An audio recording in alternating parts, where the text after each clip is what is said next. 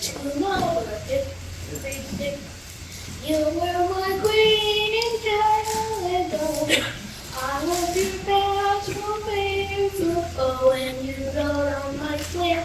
I love you so when we were a couple of kids. School days, dear old golden rule days. Reading and writing, loving, nothing. Cut to the tune of a hip stick. You were my queen in Calico. I was your best beautiful when you rode on my sleigh. I love you so when we were a couple of kids.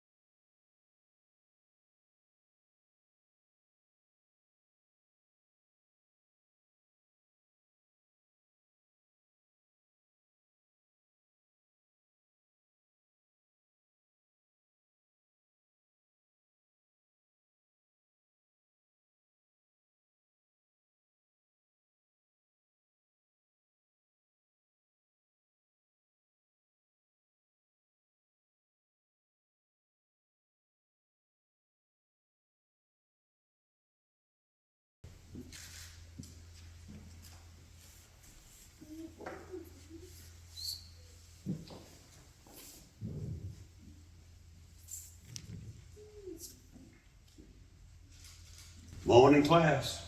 Good morning, Professor Gordon. Good morning. Good morning, Professor Gordon. That's a boy.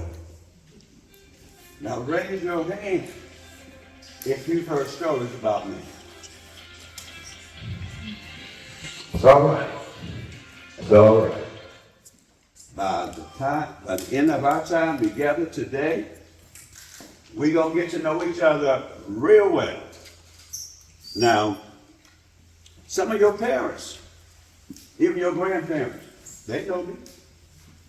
They could tell you that I've been teaching here in Brunswick County a long time. I reckon I've taught every colored boy and girl in this county. And today, I'm going to teach you too. Now, I'm not saying it's going to be easy. Oh, you're going to work hard in my class. Harder than you've ever done. You know, you all saw it. I know you don't think so, but I can see it. You see, you think you've been through some hard times in your life? You don't know what hard times are. You see, I spent the first 9 years of my life on the Swain Plantation right here in Brunswick County. Now those were some hard times. Never enough food to eat, barefoot, rags for clothes. Always worried that my mama or my sister would be sold away from me, or that I would be sold away from them. And then, when I was 9 years old, how many of you 9 years old? All right then. Let me tell you what happened to me when I was your age. I got my freedom. And it sure was a wonderful feeling, being free. But you know what? I was still hungry. I was still barefoot. and I still had rags for clothes. But I had something else that I never had before. That was a chance to build a better life. My mama took us off that plantation and brought my sisters and me to Southport. Well, now, back then, it was called Smithfield. But we'll talk about that later. Mama brought us on down here to Smithfield, and she went to work for the white folks just to make a little money to feed us and give us someplace to sleep. During the day, when my mama was at work, it was my job to look after my sisters. So, every morning, we get up, we go find us some old bottles and some rags and some more bottles. And we sell them to the junk man just to get a few pennies to buy some food.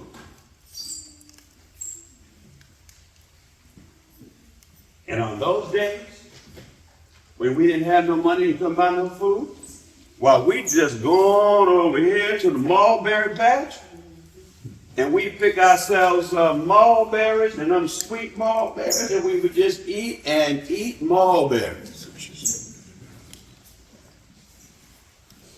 We did whatever we could to get by. But just getting by was never enough for me. Like I said, I wanted to build a better life. And I figured out real quick the best way to do that was to go to school and learn how to read. Now, I know y'all sitting up there moaning and groaning about being cooped up in a school, having to learn how to read. But see, you got it all wrong. Reading isn't a chore. Reading is a privilege. And if you don't think so, let me ask you a question.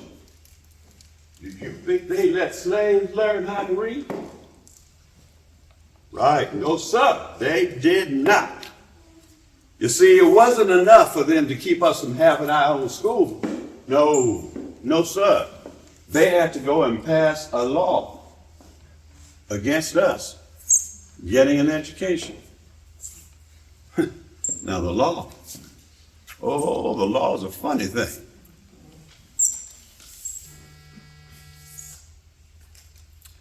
Back during the days of slavery, a man could do about just anything he wanted with his slaves. He could whip them. He could starve them. He could sell them. He could force them to bear his babies. He could work them near to death. And he could kill them. But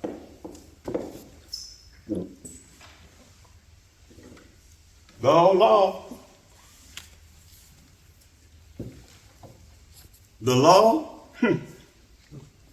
was just yawn and go on about his business like another day. But let me tell you, if that same man decided to teach one of his slaves to read, oh no! Now it became the business of the North Carolina government. And believe me, they didn't like it one bit.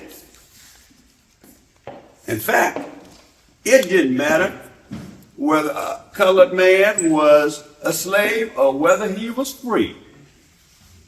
It was against the law for him to learn how to read and write. And the law would come down hard on him and the one who taught him.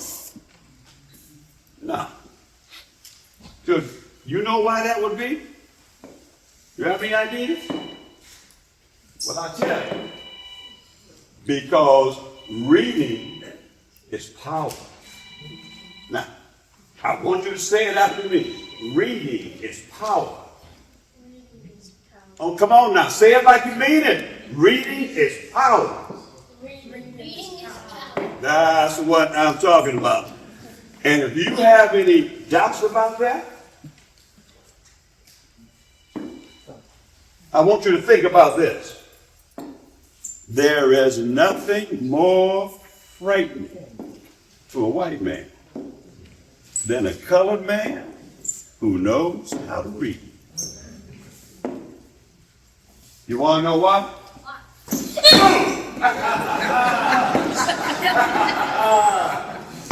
That's funny. I know it sounds funny, but it's not. You see, an educated colored man is a white man's boogeyman. Keeps him up all night long, wondering what he gonna do with all that education. Like you just saw. Fear can make a man do funny things. Make a man jump at his own shadow. Now, a fearful man might burn down the school, might tear down a newspaper, might even load a fistful of bullets in his gun. Sometimes fearful people just can't seem to stop jumping. I think, as I recall, yes, sir, you had a question for me the other day when I saw you. Well, if you forgot the question, I'm going to ask you a question, and we're going to answer it together. Okay. All right. Someone said, why is reading so powerful? I want you to think about that. Why is reading so powerful? Because when you can read, you can learn all these wonderful things about the world. You can learn, you can read. First of all, you can read your pamphlets. You can read your books. You can find out how other people, where they are, how they live, and how they think. Do you know how hard it is to keep a man down once he knows how to read? Now, I'll tell you, I first learned to read when I was about 10 years old. My mama took my sisters and me to the Methodist Episcopal Church of the Color. Now, you all know it as St. James AMEZ. Back then, that was the only church in Smithfield that had been created by the colored folk. And we had a preacher there by the name of Solomon Smith. And you know what? Reverend Solomon Smith was educated. I never met a colored man before who could read and write. Well, he held classes at the church. Back then, we didn't have a building. So we would gather under this big old live oak tree where he would teach us. Grown men, women, and children. Anybody who wanted to come. Back then, it seemed like everybody wanted to learn how to read. And that's when I learned about a different kind of hunger. And that was a hunger for learning. I remember the day when I first learned all of my letters. felt like somebody had given me the keys to a kingdom. I could do anything. I could learn anything. Now, back then, we didn't have no slate and chalk like you all had. So I would practice writing my name in the dirt with a stick. F. Watch me now. R. A. N. K. Frank. I remember the first time I got a hold of some chalk and a slate. Come on, you all right with me? Come on.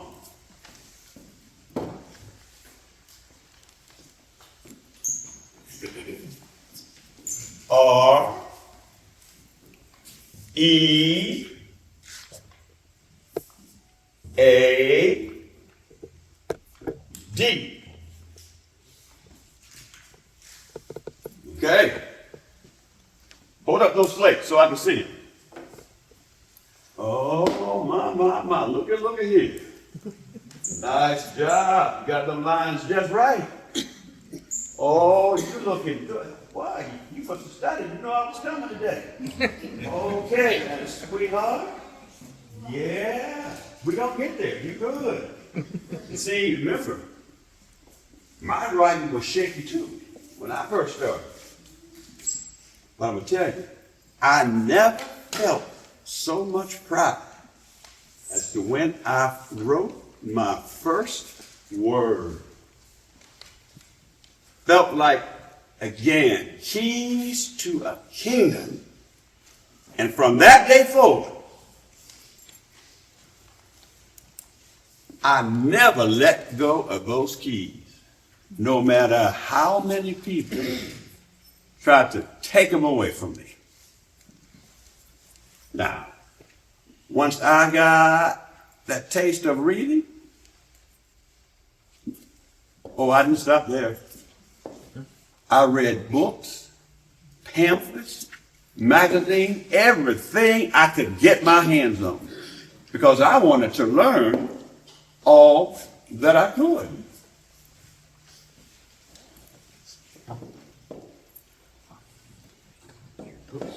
And after that, I decided that, well, if I'm going to learn all of this work, then I may as well do what I need to do best, and that is just study and study and study and study. Well,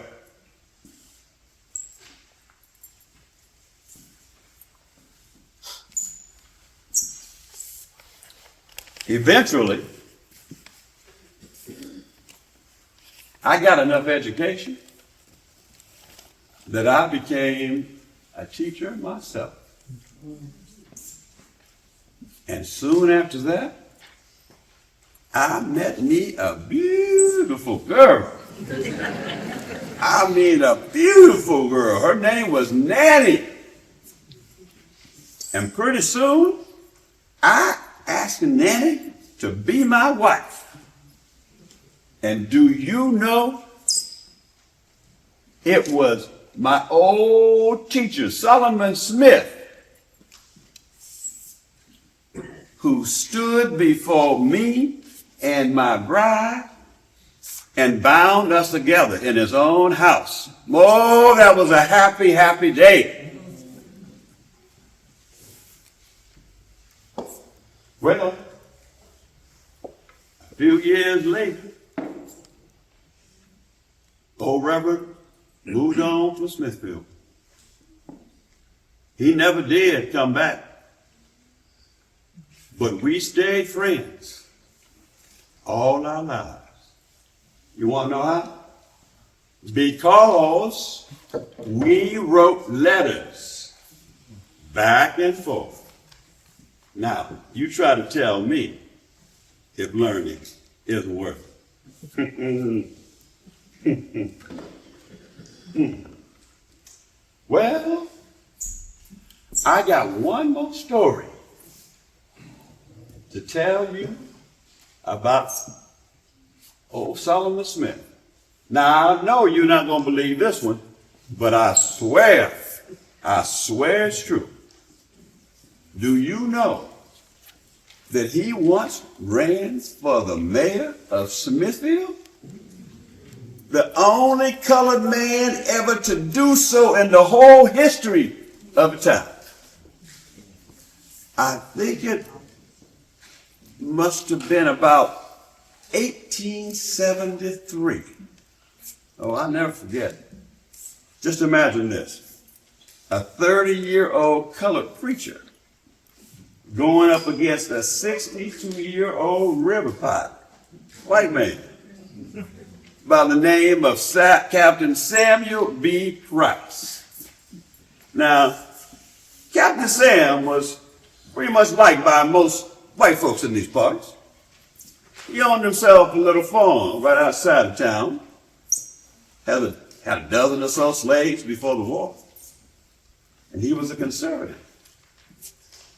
He had been in politics a long time.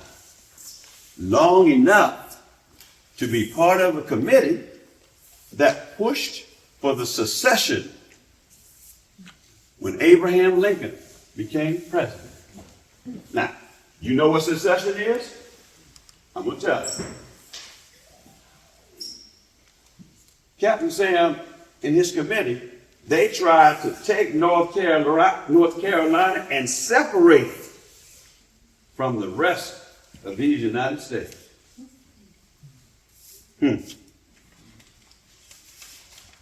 Well, when the war came, Captain Sam, he was too old to fight, but he had a son who volunteered for the Confederacy. I suppose old Captain Sam wasn't too happy about the idea of a colored man becoming mayor of Smithfield. Now, I sure did want to vote for my old teacher, Solomon Smith.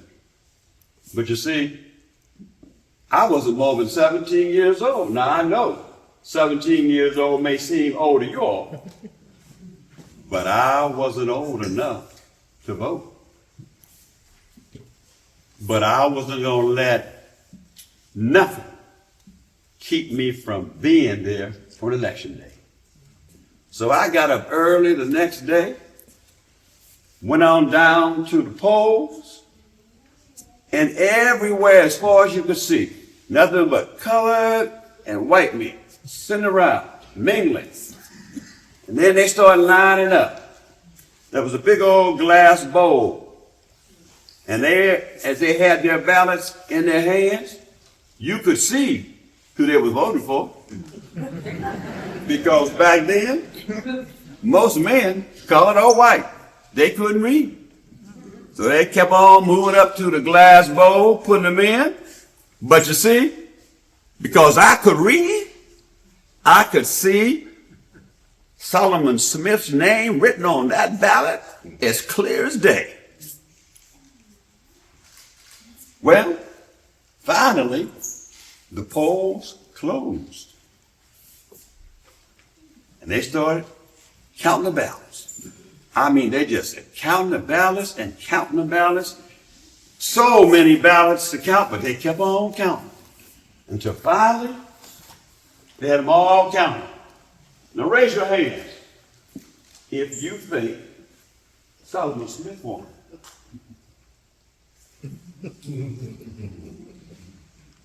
I hate to disappoint you,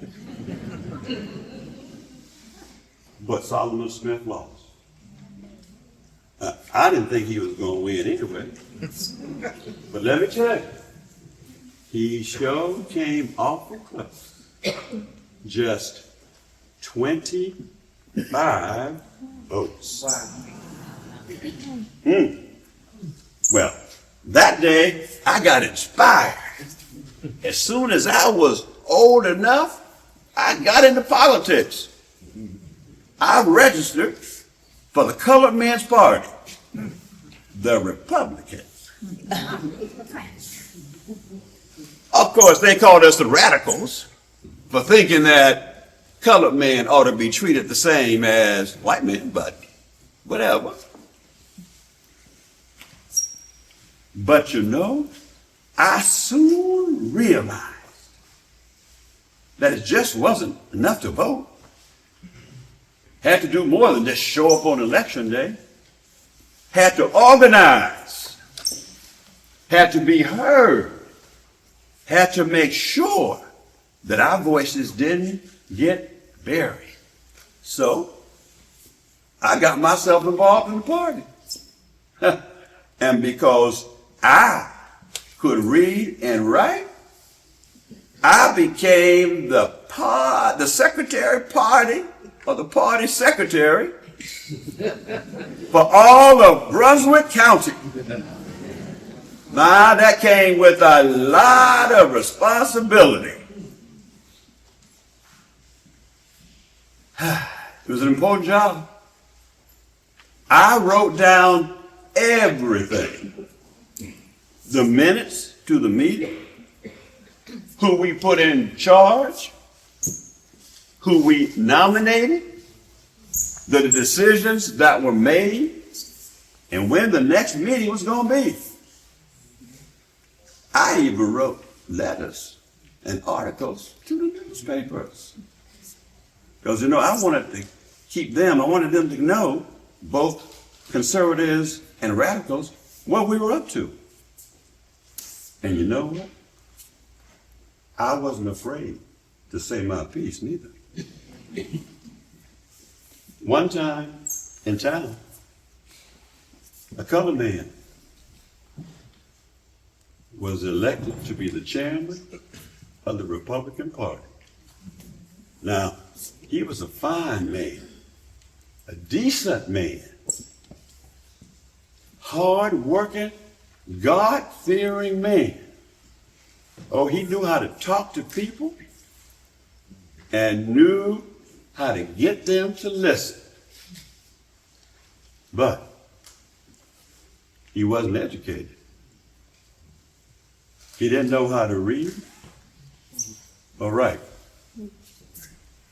And somehow, that just didn't sit well with me. So, I sat down and I wrote a letter to the publisher of the newspaper.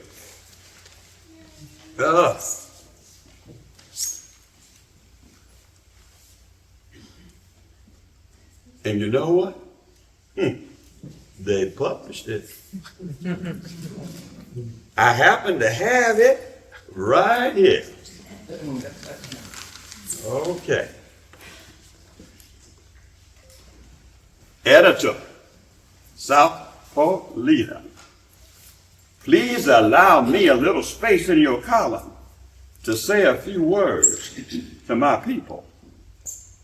The Republican Party in the county of Brunswick has been disorganized for some time. After a deliberate consultation finding no captain nor crew aboard, we Republicans of the town of Southport, looking forward to the great campaign that waits us in 1896, deemed it necessary to call a mass county convention for the purpose of getting in trim for great task. Now, I went into a lot of details about the ins and outs and who was going to be there and all of the things that you all don't really are concerned about and don't care. But at the end of the day, they did elect an outstanding man to be the chairman. It was all well and good, but he couldn't read and he couldn't write. And in my mind, Reading and writing are two of the most essential qualities in a leader. So then I wrote, I am the last to say or do anything against the progress of my race, but I am opposed to putting him in places where he cannot do for himself nor his fellow. We look hopeful and wishfully to the day when intelligence shall rule and not ignorance. If we expect anything in the great future, let us endeavor to put in men who will be heard. If not, we will be weighed in the balances and be found wanting. Now, I'm going to tell you something. People weren't too happy about me writing that letter. But I said what I meant, and I meant what I said. You see, that's why it's so important for you to be able to read and write, because when you are educated, you can put your thoughts in writing and get them across to way, way, way more people than you can talking. Well,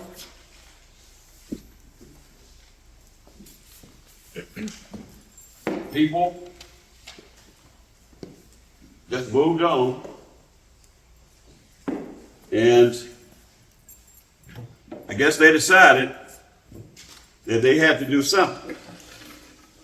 So I worried about it, thought about it. It was what it was.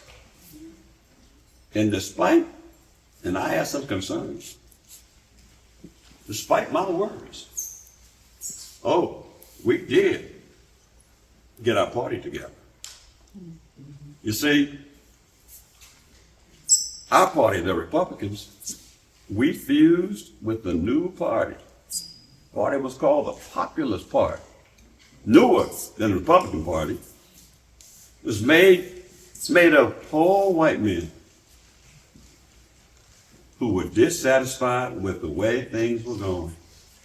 And just like us, they wanted public schools for their children. And they wanted lower taxes for the working man. So, with mostly all the colored men in the Republican Party and all the white men in the Populist Party, well, we outnumbered the old conservatives. Oh, and we became a most powerful group. Well, we elected a governor. We elected a U.S. congressman. We elected a senator. And so many other state officials. Now, up there in Wilmington, the mayor of the city was a populist. And so were most of the aldermen up there. And do you know what? 3 of those aldermen were colored. Oh, it was a victory. At least for a while. Well, those conservatives, they decided that they had enough. They were going to take back the government by hook or crook. And all across the state of North Carolina, they told every colored man not to show up to those polls to vote. Because if we did, we would lose our jobs, or maybe even lose our lives. Now, they also threatened the white men as well. They told those men, you better stop voting with them colored men. If you know what's good for you, you're going to vote with the other white men. Well, just to be sure that they would win, those conservatives start just loading down the ballot boxes with conservative votes. Just putting them all in there. Conservative votes, conservative votes. Now down here in Southport, they didn't worry about stuffing in these boxes. You know what they did? They took out all the ballots that had been cast by the colored men, and they threw them away. They just threw them away. They didn't even bother to count our votes. Now, that was bad. But let me tell you, things were going to get real bad. I mean, real bad up there in Wilmington. Winning the election up there, I guess, wasn't enough for some of the white men, because the next day, a group of white men got together and started a riot. They began shooting and killing unarmed black colored men. You know how the riot started? They marched themselves over to the office of the only colored newspaper owned and written by a colored man.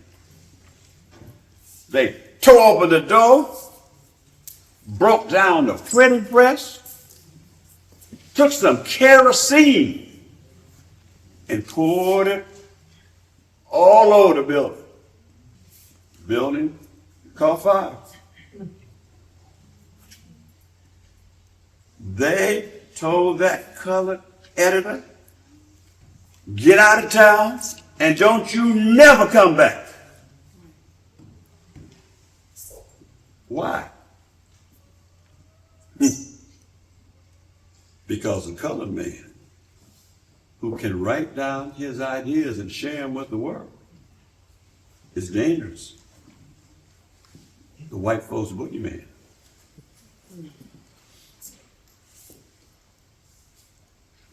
Now, you would have thought we had lost everything, but you'd be wrong. You see, it was too late. They couldn't take what we already had in our heads. They couldn't make us forget what we already knew. Most of us had already learned how to read.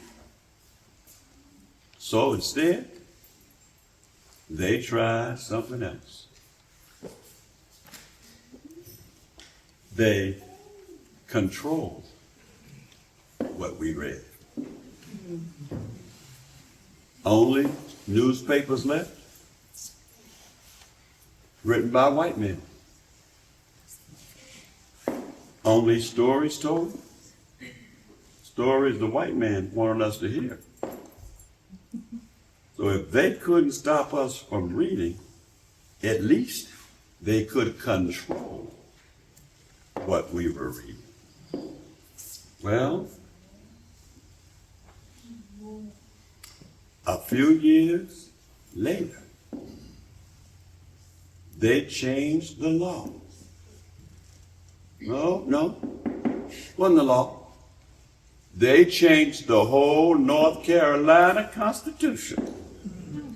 And they say, if a man can't read or write, then he can't vote. Now, I know some of y'all sitting there thinking, well, why is that so bad? Maybe people ought to be educated in order to vote. But that's not the whole story. That law only applied to colored men. White man could be dumb as a fence post.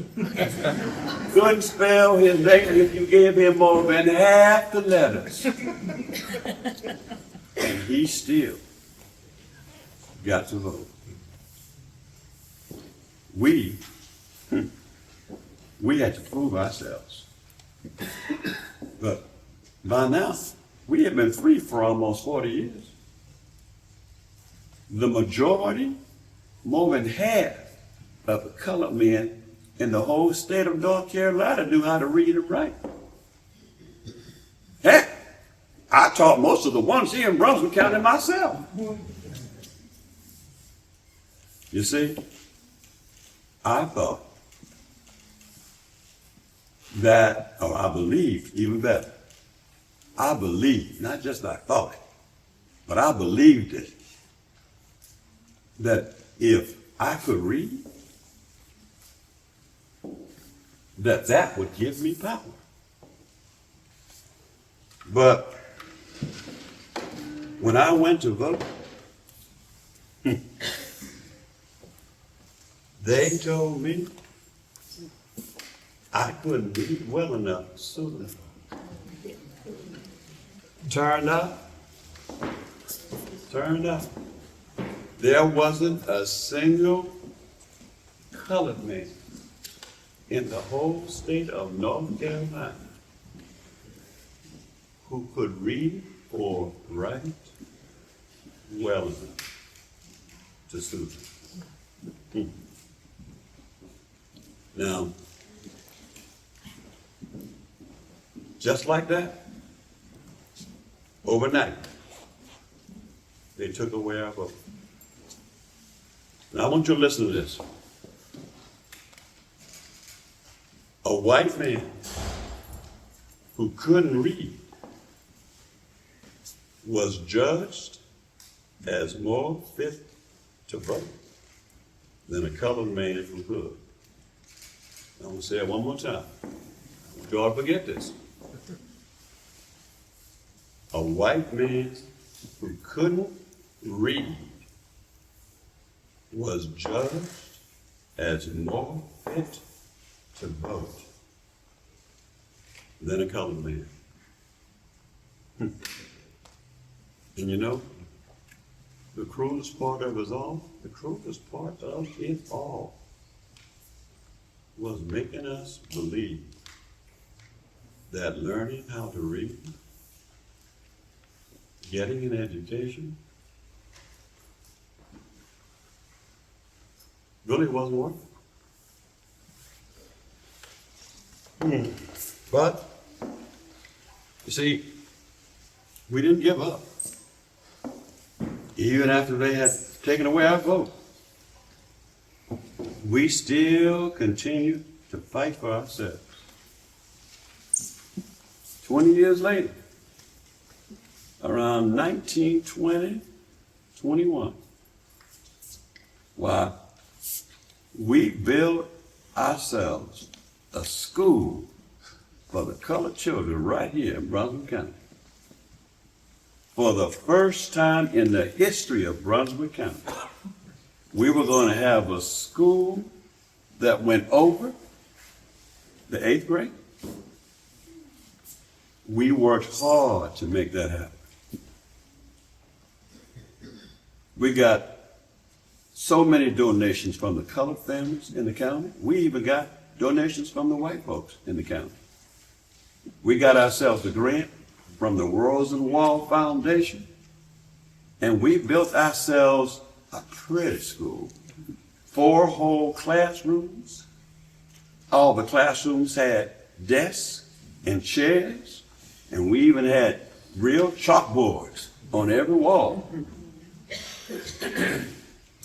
Got some cast-off books that the students in the white school weren't using anymore. So we had reason to celebrate. But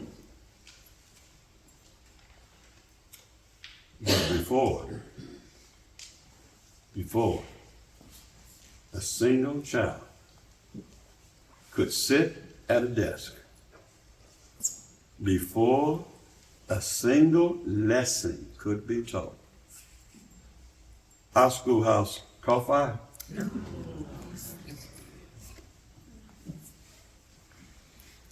The fire burned so hard that it burned up the walls whole. The roof caved in like it was paper. Those old cast-off books that they gave us, the pages in those books turned to smoke even before they hit the ground. Next morning, all that was left was charred wood everywhere and sooty ash just drifting in the air. Nothing left of our dreams but smoke. Well, we know what to do. Of course, some people said that wind had knocked the lantern over. Some other folks said, oh, lightning just struck it wrong. But I've been around long enough to know that sometimes a fire don't just start on its own. Children, if you have learned nothing else today,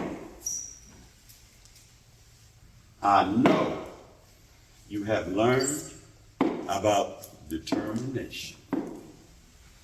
Determination is picking yourself up, dusting yourself off, not giving in and not giving up. Our people, we survived 250 years of slavery. A mob destroying our only newspaper? Folk taking out right to vote? Clanging, burning down our school? That's nothing. Because a few years later, we built ourselves a bigger and better school. Brick by brick, board by board, with our own hands. And this time, this school, it didn't burn down. Yeah!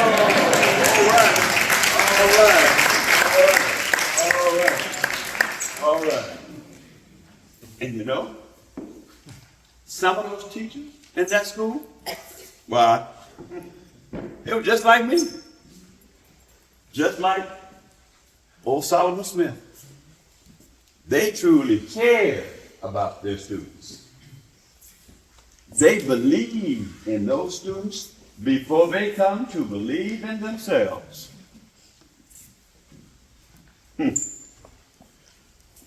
Now, some of those students, why, they were your mamas and your papas.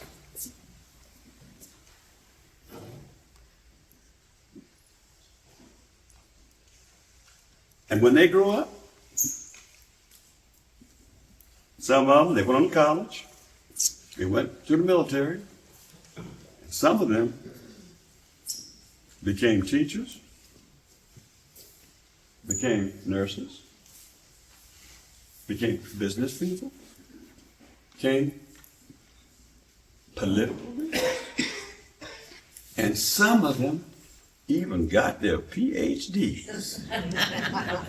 Now, you know, sometimes I wonder, what more I could have accomplished if I had continued my studies.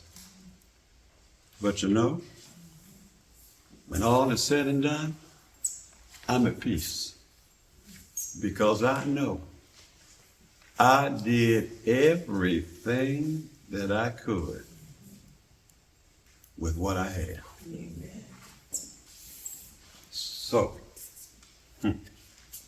take this as truth from an old man who was once nothing but a hungry, barefoot boy learning his letters under a live oak tree.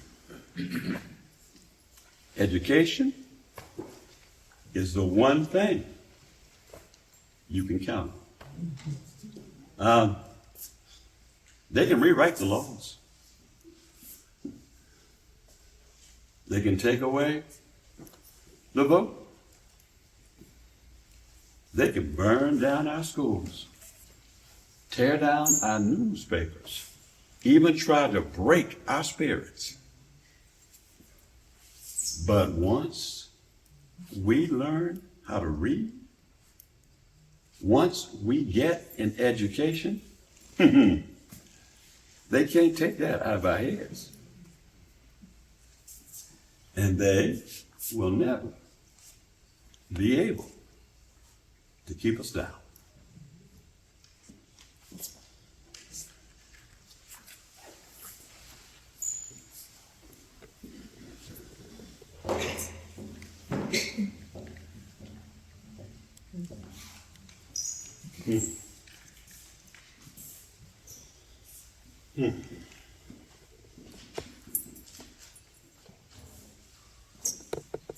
Read. Okay, children, y'all run off and play, but hey, not so fast. Y'all be back here bright and early tomorrow because we got a lot more work to do. Yes, sir. All right. Bye-bye, y'all. Be safe.